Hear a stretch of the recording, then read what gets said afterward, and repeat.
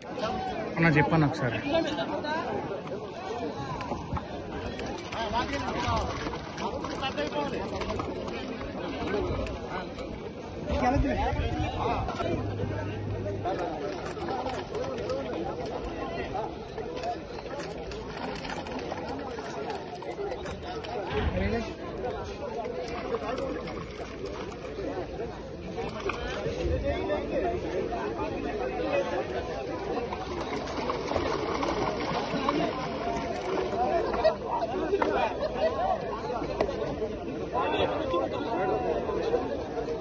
అన్నా పని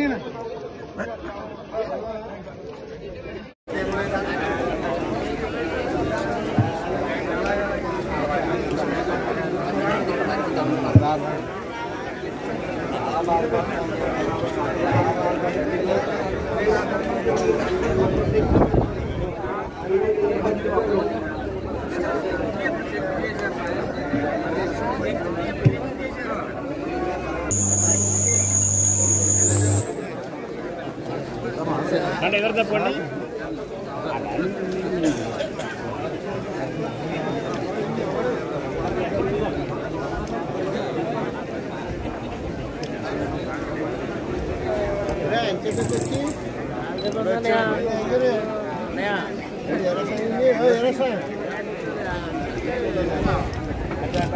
ఏం చేశాడు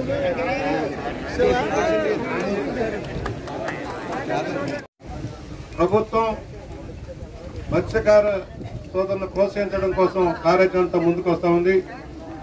ప్రతి సంవత్సరం కూడా సీడ్లింగ్స్ ని గోదావరిలోను నీటి తటాకాల్లో కూడా వేసి పెంచే కార్యక్రమం, దాని ద్వారా మత్స్యకార జీవనోపాధి పెంచే దానికోసం ఈ కార్యక్రమాలు ఏర్పాటు అవుతున్నాయి. గతంలో 14-19 మధ్య కూడా మనం భారీగా కార్యక్రమాలు చేశాం. పడవలు ఇవ్వటం కానీ, వలలు ఇవ్వటం కానీ, అలాగే మోపెడ్లు ఇచ్చాం, వ్యాన్లు ఇచ్చాం. ఆ కార్యక్రమాలు అమలైనాయి.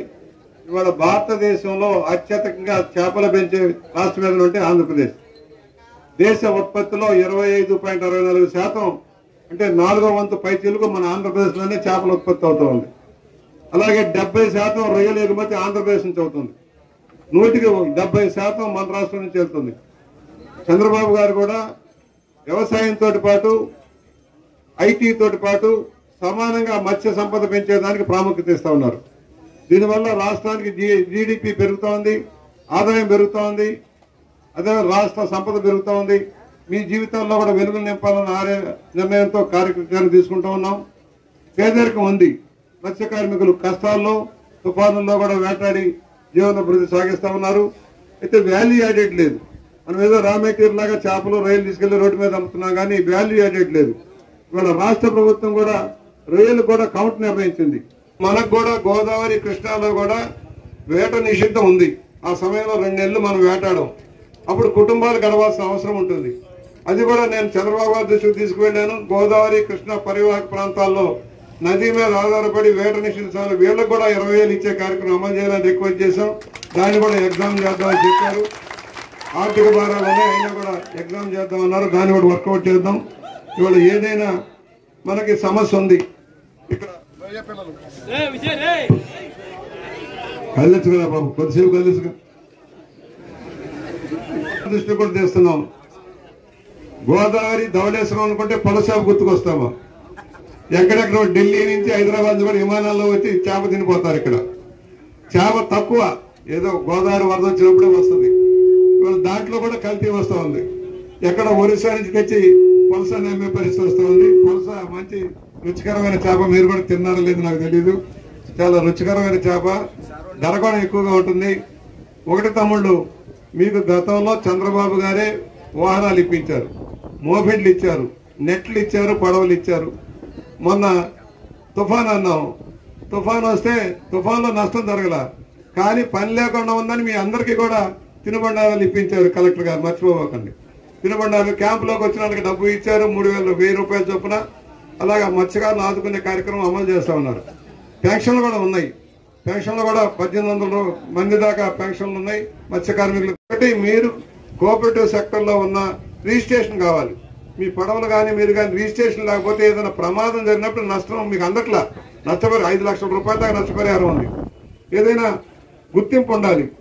మీకు ఒక రిజిస్ట్రేషన్ నలుగురున్నా ఐదుగురున్నా ఒక రిజిస్ట్రేషన్ ఉంటే ప్రభుత్వం ఆదుకునే దానికి వీలవుతుంది.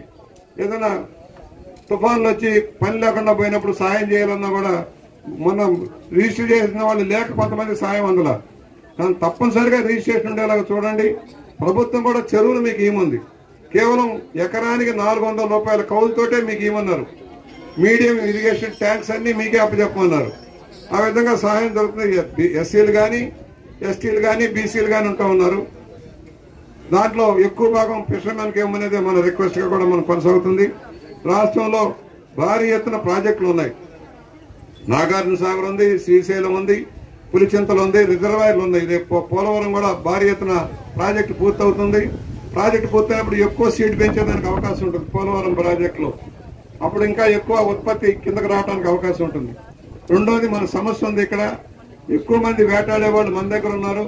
కానీ కొత్తపేట దగ్గర నుంచి వచ్చే వాళ్ళేమో మాకు కావాలని ఒత్తిడి చేయటం, సీడ్ పట్టుకోవడానికి అవకాశం లేకుండా చేయడంలో నష్టపోతున్నాం. మీరు కూడా సీడ్ ని ఎలా పెంచడానికి పెద్దది చేయడానికి చిన్న సీడ్ అమ్మేదానికంటే పెద్దది చేసి అమ్ముకుంటే ఎక్కువ మార్జిన్ ఉంటుంది. 100 కౌంటర్ దాకా 50 కౌంటర్ దాకా 30 కౌంటర్ దాకా పెంచుకోగలిగితే బెటర్ అవుతుంది. గోదావరిలో చేప పెరగడానికి మీరు సహకరించమని విజ్ఞప్తి చేస్తా ఉన్నాను. ఇవాళ కలెక్టర్ గారు సబ్ కలెక్టర్ గారు వచ్చారు. ఇది మీ అందరి జీవితాలు వెలుగులు నిండాలి. ఇక్కడ సమస్య ఉంది అమ్మ, ఒక్క నిమిషం. కలెక్టర్ గారు ఇక్కడ సమస్య ఉందమ్మా. ఇక్కడ జాలర్పేట కానీ కంచర్ లైన్ కానీ ఇవన్నీ జాలర్లు ఫిషర్మెన్ ఉన్న వాళ్ళ ఏరియా. ఇక్కడ ఫెసిలిటీస్ లేవు. చిన్న చిన్న సందులు గొంతుల్లో ఉన్నారు. గతంలో నేను ఇల్లు కట్టుకుంటే కింద పైన కట్టుకోమని పర్మిషన్ ఇచ్చాను. ఒక స్థలం మీరు దూరంగా వెళ్ళలేము, వేటాడుకుంటే దగ్గరగా ఉంటుంది అన్నప్పుడు నేను ఏమన్నానంటే కింద పైన అన్నదమ్ములు ఉంటే కింద పైన కట్టుకోమన్నాం, 3 అంతస్తులైన కట్టుకోమన్నాం. రాజమండ్రిలో అలా కట్టాం. దానివల్ల దూరంగా వెళ్లకుండా నదికి దగ్గరగా ఉండేదానికి అవకాశం ఏర్పడింది. మళ్ళీ ఇప్పుడు ఇల్లు ఇస్తున్నాం కనుక ఆ సిస్టమ్ అడాప్ట్ చేసుకుంటే ప్రధానమంత్రి ఆవాసంలో వచ్చిన స్కీమ్ని ఇక్కడ అలా చేసుకుంటే చాలా మంది ఇక్కడెక్కడే కట్టుకుంటారు. ఇంకా పాకలు ఉన్నాయి.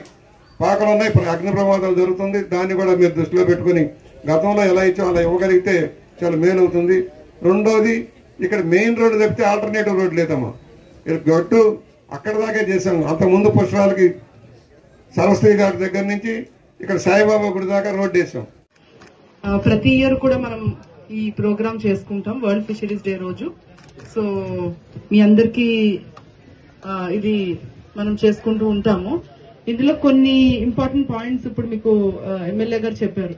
ముఖ్యంగా చూస్తే మొన్న వచ్చిన వర్షాలకు కానీ మనము రిలీఫ్ ఇచ్చినప్పుడు కానీ చాలా మంది ఫిషర్మెన్ లైసెన్స్ లేకుండా ఉన్నారు అనేది మా దృష్టికి వచ్చింది.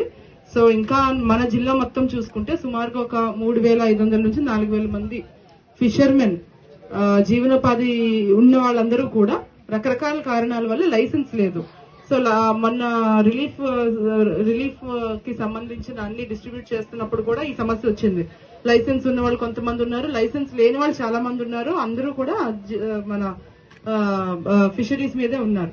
సో అందరికీ కూడా ఈ నెల ఎండింగ్ కల్లా కూడా ఇమీడియట్ గా రిజిస్ట్రేషన్ చేయించమని చెప్పడం జరిగింది.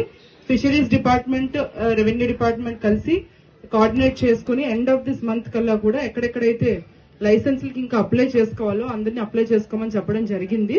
సో మీ అందరికీ కూడా నా విన్నపం ఏంటంటే మన సచివాలయాల దగ్గరికి వెళ్తే 50 రూపాయలు 100 రూపాయలు నామినల్ ఫీ ఉంది. అది పే చేసుకుని మనము లైసెన్స్ కి ఇమీడియట్ గా అప్లై చేసుకుంటే ఇమీడియట్ గా ఇవ్వడం జరుగుతుంది.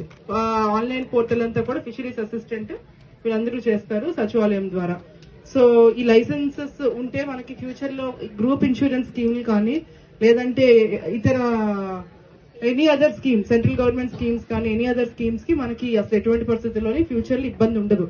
కాబట్టి అందరూ కూడా లైసెన్స్ ఎందుకు మాకు అనే ఉద్దేశం కాకుండా అందరూ ఇమీడియట్ గా అప్లై చేసుకోవాలని కోరుకుంటున్నాం.